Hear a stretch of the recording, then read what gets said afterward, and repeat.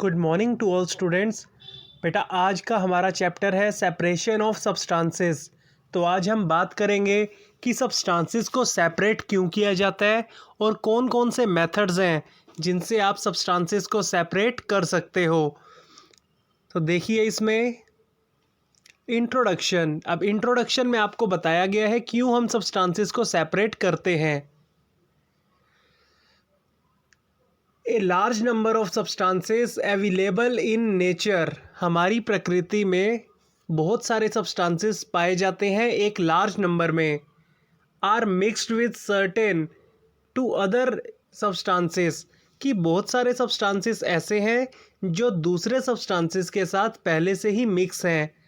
दस in order to use them we separate them by various method.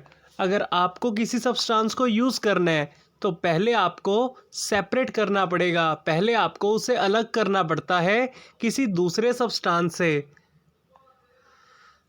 On the separation of a mixture some of its component may be useful और all component are useful. जब आप mixture को separate करते हो, अब mixture बनता है दो या दो से ज़्यादा कंपोनेंट को ऐड करके। जब आप मिक्सचर को उसके कंपोनेंट्स में अलग अलग करते हो तो कई केसेस तो ऐसे होते हैं कि मिक्सचर में पाए जाने वाले कुछ कंपोनेंट क्या पता यूज़फुल हो, या फिर एक केस ऐसा भी हो सकता है कि मिक्सचर में पाए जाने वाले क्या पता सभी कंपोनेंट्स यूज़फुल हो। तभी हम इनको सेपरेट करते हैं ताकि बाद में जो कंपोनेंट्स आपको मिलेंगे सेपरेशन से आप उन कंपोनेंट्स को अलग अलग यूज़ कर पाओ। एग्जाम्पल देखिए यहाँ पे, separating butter from curd by churning. तो चर्निंग एक प्रोसेस है जिसमें क्या करते हैं, हम बटर को सेपरेट करते हैं कर्ड से।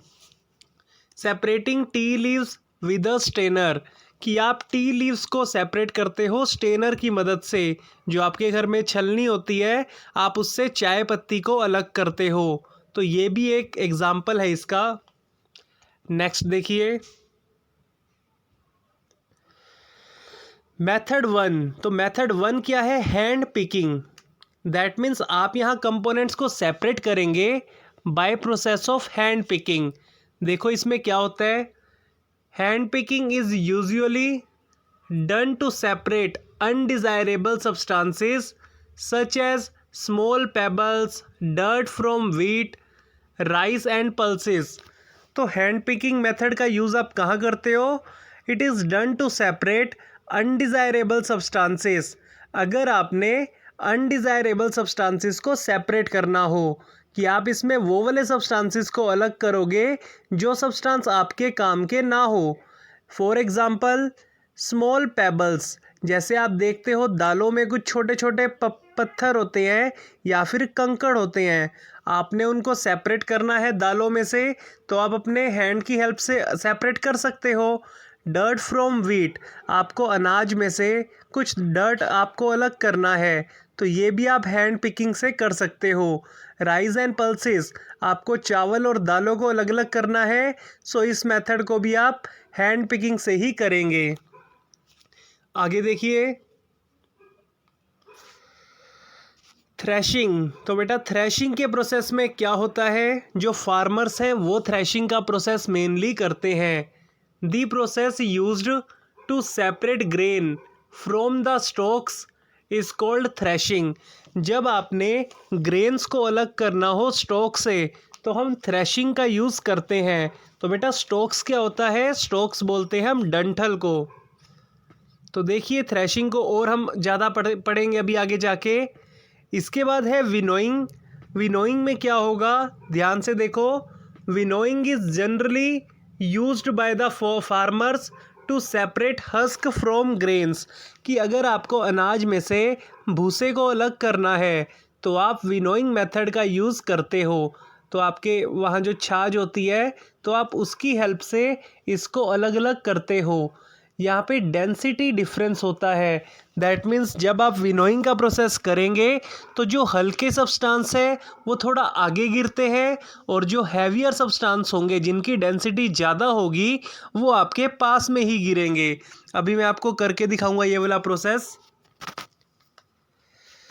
तो देखो बेटा, पहले हैंड पिकिंग को देखो। हैंड पिकिंग कैसे किया गया यहाँ पे। It is the simplest method of separation of substances. तो ये बहुत ही सिंपल मेथड है सब्सटेंसेस को सेपरेट करने के लिए। This method is used only when unwanted material is in small quantity. इस मेथड का यूज़ कब करते हैं, जब अनवांटेड मटेरियल, दैट मीन्स जो मटेरियल आपके काम का नहीं है, वो अनवांटेड मटेरियल अगर स्मॉल क्वांटिटी में हो, कम मात्रा में हो, तब हम हैंड पिकिंग का यूज़ करते हैं।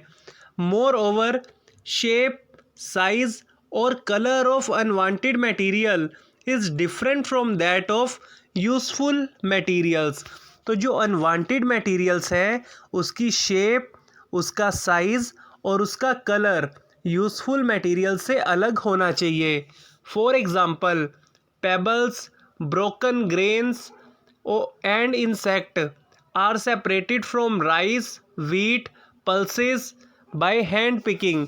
तो अगर आपको पत्थर या फिर टूटा हुआ अनाज, जो ब्रोकन पार्ट होते हैं ग्रेन्स के, या फिर इंसेक्ट, इन सब को सेपरेट करना है राइस से, व्हीट एंड पल्सेस, आपको अनाज और दालों को अलग करना है, तो आप यहाँ पे हैंड पिकिंग का यूज़ करते हो।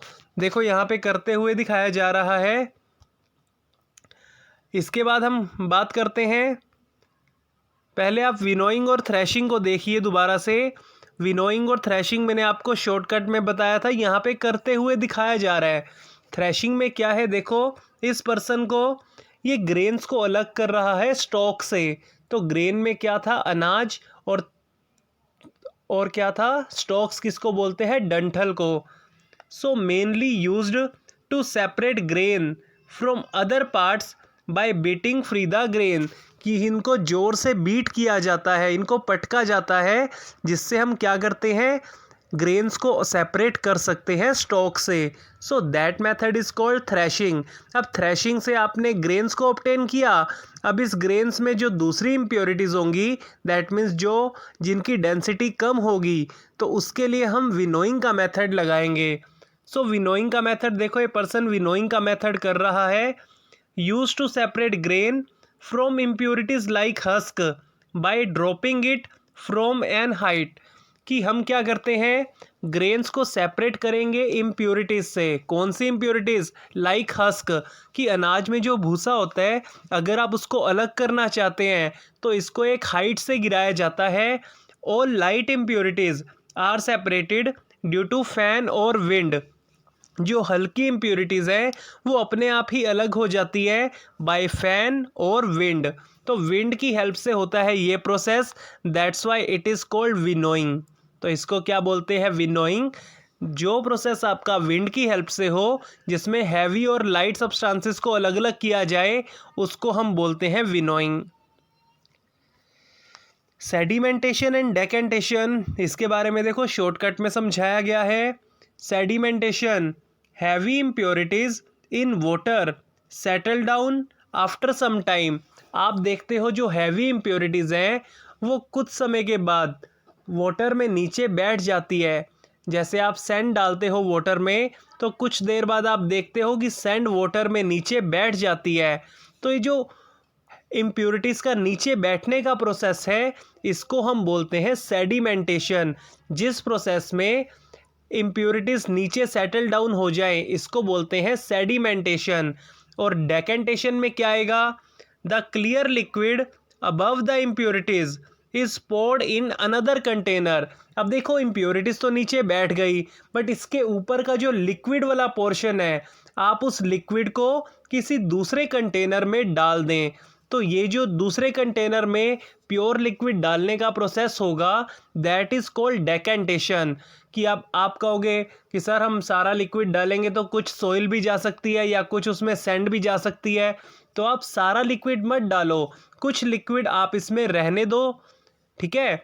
तो आप जो कुछ पार्ट है लिक्विड का वो उसमें थ्रो करो, कि आपने इतना लिक्विड थ्रो करना है दूसरे कंटेनर में कि साथ में सॉइल ना जा पाए दूसरे कंटेनर में, ठीक है। तो कुछ लिक्विड का पोर्शन आपने इसमें रहने देना है, और बाकी लिक्विड आपने दूसरे कंटेनर में डाल लेना ताकि आपको प्योर लिक्विड ऑब्टेन हो। सो जिस प्रोसेस में आपको ये प्योर लिक्विड ऑब्टेन होगा इसे आप डेकेंटेशन बोलेंगे। तो बेटा जिसको वीडियो पसंद आई हो आप चैनल को सब्सक्राइब करें, अपने दूसरे फ्रेंड्स को भी आप वीडियो शेयर कर सकते हैं। जो भी प्रॉब्लम है आप नेक्स्ट जूम क्लास में अपनी प्रॉब्लम डिस्कस करें। तो वीडियो को 2 टाइम्स देखें। Thank you and have a nice day. Bye bye.